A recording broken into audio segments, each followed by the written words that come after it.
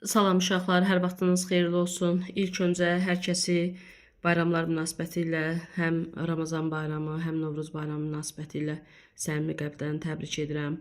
Allah tutduğunuz orucları, qıldığınız namazları, etdiyiniz duaları qəbul etsin inşallah. Bu videonu çəkməkdə əsas məqsədim buraxılış imtahanda uşağın əldə elədiyi bala görə uşaqların bəzilərinin və yaxud da demək olar ki, əksəriyyətində səhv formalaşan fikirləri daha düzgün istiqamətə yönəltmək üçündür. Çünki uşaq bəzən buraxılış imtahanında əldə elədiyi uğuru blok imtahanında əldə edəcəyi uğurla bərabərləşdirir və yaxud da ki, müqayisə eləyir. Müəyyən real olmayan nəticələri özündə formalaşdırır öncədən və bu da uşaqlarımızın, övladlarımızın səhv istiqamətləndirilməsinə gətirib çıxarır. Mən bu günləri sizlərlə müəyyən bir hesablamalar aparacağam, müəyyən bir istiqamətdə söhbətlər aparacağam və düşünürəm ki, bu videonu izləyən hər kəs düzgün istiqaməti almış olacaq. Zaman hələ var ikən daha düzgün yolda, daha düzgün addımlarla irələməyinizə sizə kömək olacaq. İlk öncə nömrəmi qeyd etmək istəyirəm. Məlumat üçün, maraqlanmaq üçün mənim nömrəmə yaza bilərsiniz. 051 793 77 28. Kodlaşdırma mütəxəssisi deyə bilərəm mən özümə. Artıq 10 ildən artıqdır, 13 ilə yaxındır ki, kodlaşdırma işləri ilə, sənəd işləri ilə məşğuluq, istənilən sahə üzrə və mütəxəssis olaraq da özümü adlandıra bilərəm. Bunu mənim illərdir konsultasiyamda və yaxud da ki, kodlaşma qrupumda olan və nəticələrini gözəl görən valideynlərim də təsdiq edə bilər. Uşaqlar, ümumiyyətlə, uşaqlar buraxılış imtahanından gələndən sonra müəyyən qədər özlərində hesab kitab aparırlar. Bu hesab kitablarda etdikləri səhvlər haqqında mən məlumat vermək istəyirəm. İlk öncə biz bilirik ki, uşaqlar buraxılış imtahanında Riyaziyyat fənnindən imtahan verir, Azərbaycan dili və ingilis dilindən imtahan verirlər. Və mən sizin nəzərinizə əsas özüm abituriyentləri 1-ci və 4-cü qruplara hazırlaşdırdığıma görə ən çox da uşaqların səhvə yol verdiyi və düzgün mövqe tutmayan 1-ci qruplar haqqında məlumat vermək istəyirəm. Tutaq ki, uşaq riyaziyyat fənni, Azərbaycan dili və ingilis dilindən 1-ci qrup üzrə hazırlaşan bir uşaqdır, buraxılış imtahanına girmişdir və uşaq tutaq ki, indi hər bir şagirdə görə bu ballar müəyyən qədər dəyişə bilər. Tutaq ki, riyaziyyat balı 20 balına hardasa bir 55 bal arası riyaziyyatdan bal yığır buraxılışda. Azərbaycan dilini qoyuram, tutaq ki, 60 balına bir 80 bal arası bal yığır buraxılışda və ingilis dilindən də hardasa hesablayır ki, məsələn, uşaq var 60 bal, uşaq var 70, 65 və s. və ilaxıra bir 80 bala qədər uşaq bal toplamış olur. Məsələn, bu halda uşaq hansı addımı atmalıdır və yaxud da bu halda uşağın hansı addımı daha düzgün addım ola bilər. Tutaq ki, uşaqlar, mən burada hesablama aparacağım, müəyyən bir çəki, belə deyək də, düzən verəcəyəm sizin gələcək seçiminiz üçün. Nəzərə alaq ki, tutaq ki, hər hansı bir X abituriyent imtahana giribdir, riyaziyyatda 55 bal toplayıbdır, məsəl üçün deyirəm. Yəni, bu riyaziyyatın burada yüksək balı ilə götürürəm ki, sizlərə müəyyən bir şeyi ifadə edeyim, tam rahat şəkildə anlayasınız deyə. Tutaq ki, Azərbaycan dilindən 60 bal yığıbdır, minimumdan götürürəm bunu. Riyaziyyatda yüksək götürməyimin səbəbi var, çünki 1-ci qrupda bilirsiniz ki, riyaziyyat çox önəmli bir fəndir. Və eləcə də ingilis dilindən də tutaq ki, bu uşaq 60 bal yığmış olur, minimumdan bunu da götürürəm və ümumilikdə biz hesablayanda 120 + 55 bu uşağın 175 balı vardır. Və 175 bal yığmış bir abituriyent özündə müəyyən bir fikri formalaşdırır ki, mən 1-ci qrupa 175 bal olaraq pis bal yığmamışam buraxılışdan və mənim ən azı 100 balım blokda olarsa, mən rahat şəkildə artıq seçimlərə girə biləcəyəm və universitetdə tələbə olaraq da ad qazana bilərəm. Bizim burada abituriyentin və yaxud da belə deyək də, bizim valideyn olaraq bizim burada səhvimiz nədən ibarət ola bilər və yaxud da hansı səhvə yol vermiş olarıq. Baxın uşaqlar, biz ilk öncə baxanda bala baxırıq ki, hə, pis bal deyil. Ortalama oxuyan uşaq üçün yəni gözəl bir nəticədir.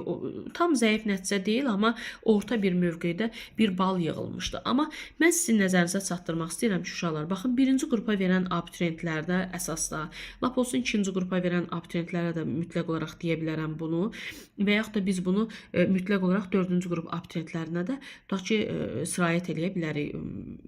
uyğunlaşdıra bilərik bunlar üçün də. Məsələn, siz burada diqqət eləsəz, hansı diqqəti nəzərə almalısınız? Abituriyent baxır ki, uşağın burada 175 balı var və deyir ki, necə mən gedib blok fənləri içərisində mən bir 100 balı keçməyəcəyəm. Burada əsas meyar, baxın, riyaziyyatın 55 bal olmasıdır. Və nəzərinizə çatdırım ki, əgər siz birinci qrup uşaqsınızsa, riyaziyyatdan, tutaq ki, kimyadan və fizikadan imtahan verəcəksiniz. Və düşünməyin ki, sizin buraxılışdan 175 bal yığmağınız bu mütləq olaraq blokdan 100 balı keçəcəyinizə zəmanət verir. Ay müəllimə, niyə görə? Axı mənim buraxılışdan normal balım var. Xeyr, siz burada səhvə yol vermiş olacaqsınız. Çünki sənin buraxılışda 55 bal yığmağın, bu onu göstərir ki, riyaziyyatın 55-dirsə, sənin birinci qrup üzrə riyaziyyatda blokda da çox zəif nəticə göstərə biləcəksən. Eləcə də kimyada da nəticəvə təsir eləyəcək. Eləcə də fizikada da nəticəvə təsir göstərmiş olacaq. Yəni, hansı formada biz deyə bilərik? Biz düşünəcəyik ki, axı ümumi şəkildə biz burada riyaziyyatda balımız var, axı 55. Sən bunu buraxılış fənnindən riyaziyyatından 55 yığmısan.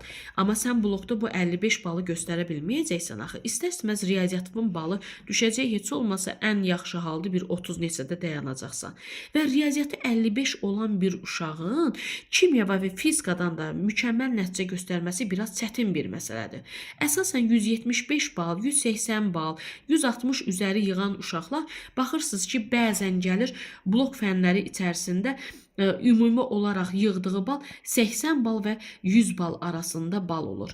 Tək-tük hallarda, istisna halda bəxti gətirə bilir ki, o uşaq 100 balı keçmiş olur. Və bu da artıq sənin ixtisas seçimində sənə mənfi təsir göstərəcək. Yəni, sizdə bu fikirlər formalaşmasın ki, mən buraxılışdan 175 bal yığmışam, yox, mən mütləq olaraq blokda 100 balı keçəcəyəm. Bu bir balaca absurd məsələ ola bilər. 90%, hətta 99%də sizin blokda 100 bal keçməyiniz mümkün deyil. Bəs bu uşaq nə etməlidir? Yəni, o rahatçılığınızı əldə etməyib, daha da çox çalışmalısınız və bilin ki, riyaziyyatı qaldırdıqca siz kimya və fizikada da təbii olaraq balları qaldırmış olacaqsınız. Baxın, bu belə. Amma tutaq ki, hər hansı bir abituriyent yenə bu civarda balı yığıbdır buraxılışdan. Amma bu dəfə onun Azərbaycan dili, ingilis dilisi zəifdir, riyaziyyatı daha yüksək ballandı. İndi gəlin biz digər formada hesablama aparaq. Məsələn, tutaq ki, uşağın riyaziyyatdan balı, riyaziyyatdan bal uşaq yığıbdır 70 bal və yaxud da 70 bal üzəri, yenə də hardasa bu o qədər də yüksək balla götürmürəm. Azərbaycan dili və ingilis dilindən isə ikisi bir yerdə, tutaq ki, bu elə ancaq güc bala ilə bir 100 bal toplamışdır. Yenə də bizdə ümumi olaraq buraxılış balından balımız nə qədər gəldi çıxdı? 170 balın üzərində dayanacaq.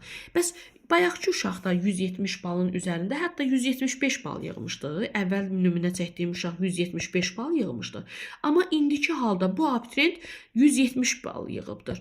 Bu abituriyentlə 170 bal yığanla 175 bal yığan abituriyent arasında hansı fərq var? Uşaqlar, diqqətli olağın. 170 bal yığan uşağın riyaziyyatı 70 baldır.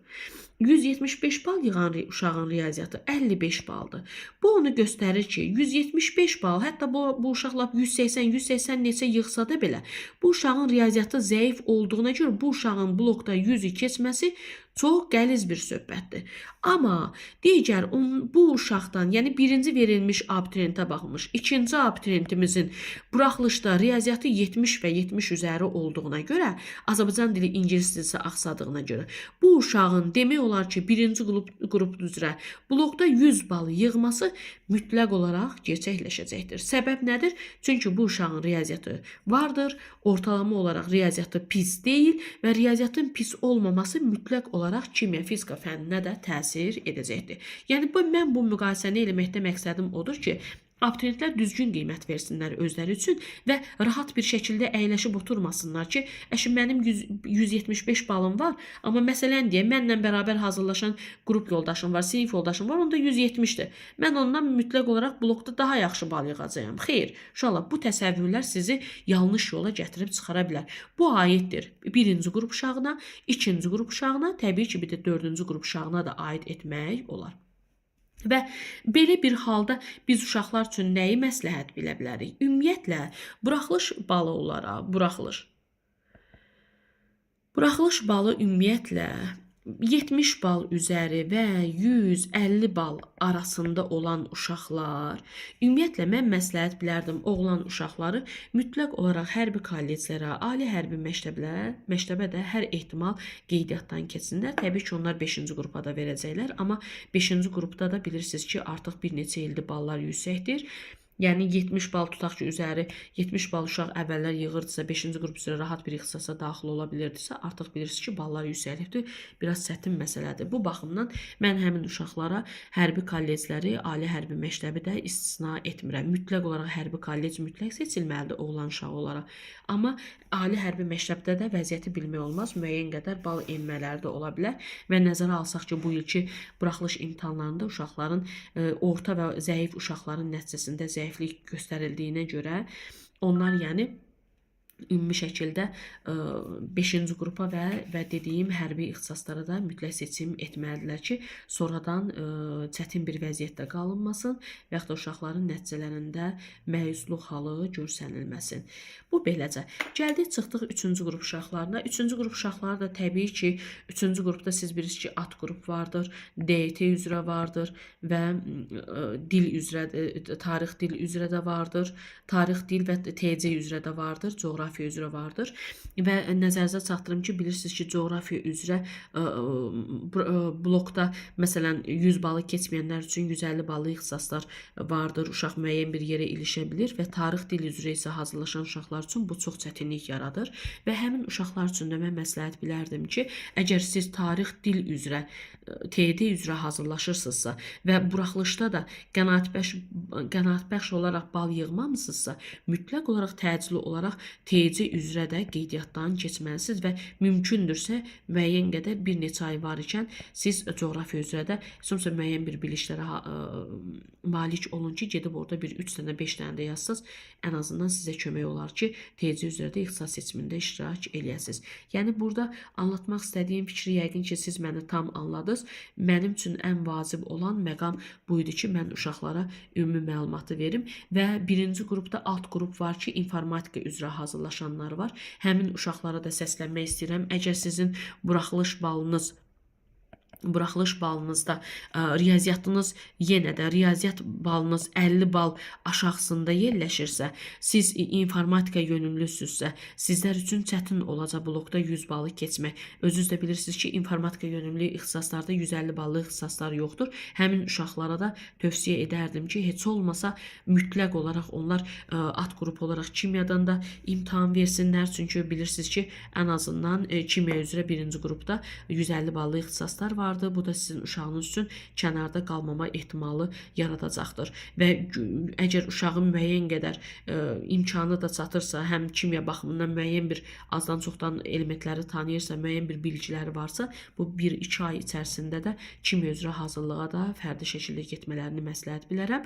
Əgər uşağınız informatika üzrə hazırlaşır və buraxılışda gedib belə deyək də 150 bala qədər yığıbsa, lap 160 balda deyə bilərəm, 160 bala qədər yığıbsa və riyaziyyat balı 50 baldan aşağıdırsa, lap hətta bunu 55 bal, 60 baldan da aşağıdırsa, bu uşaq üçün artıq belə deyək də qırmızı zona özünü göstərməyə başlayacaq. Yəni qırmızı zona da odur ki, uşağınızın ixtisas seçimində çox çətinlik yarana bilər. Çünki həmin bu uşaq blok üzrə 100 balı keçməmək iqtidarındadır və həmən o uşağın da gələcək taleyi çətinlik bir formasındadır. Mütləq olaraq da kimyadan da hazırlığa diqqət yetirməyinizi məsləhət bilərəm.